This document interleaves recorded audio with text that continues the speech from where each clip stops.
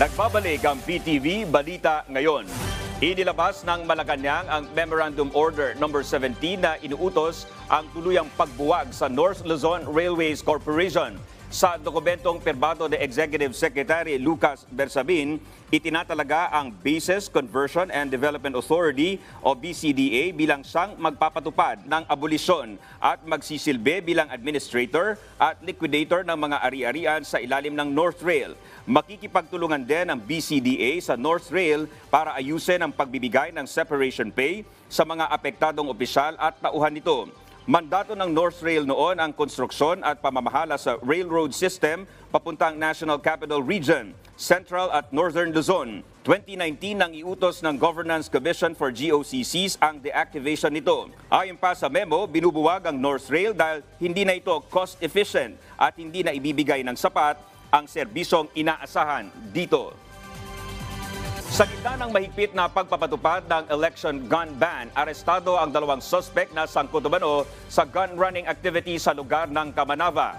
Huli sa entrapment operation ng Criminal Investigation and Detection Group Northern DFU, Navotas City Police Station at Regional Intelligence Division Regional Special Operations Group ng NCRPO, sina Frank Gian Marcos at John Rex Sepe sa Barangay San Roque, Navotas City nitong Biyernes. Na-recover sa mga suspect ang 6 na mga armas, mga magazine para sa iba't ibang baril at isang Isuzu pickup. Bistado rin ang pagpapanggap ni Marcos bilang pulis sa mga nakumpiskang 12 ID pictures niya na nakasuot ng PNP uniform na may ranggong police lieutenant. Sasampahan ang mga suspect ng reklamo sa paglabag sa Election Gun Ban at Comprehensive Firearms and Ammunition Regulation Act of 2013.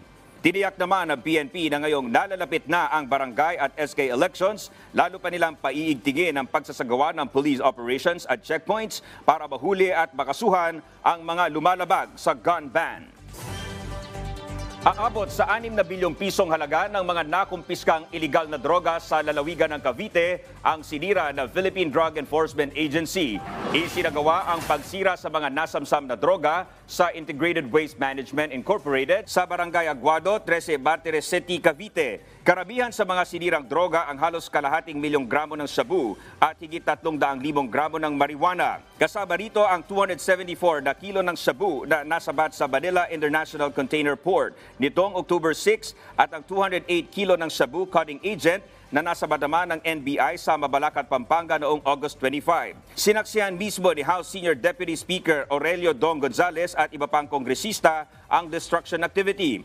Ang mga sinirang droga ay mga nakumpiskang ebidensya mula sa mga anti-drug operations ng PDEA, katuwang ang iba pang law enforcement agencies. Ayon sa PDEA, ang mabilis na pag-prosecute sa mga drug cases, inventory, testing at presentation ng mga nakumpiskang ebidensya ang naging susi para iutos agad ng korte ang pagsira sa mga iligal na droga.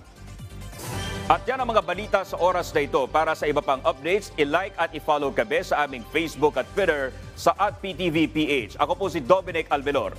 Magandang hapon.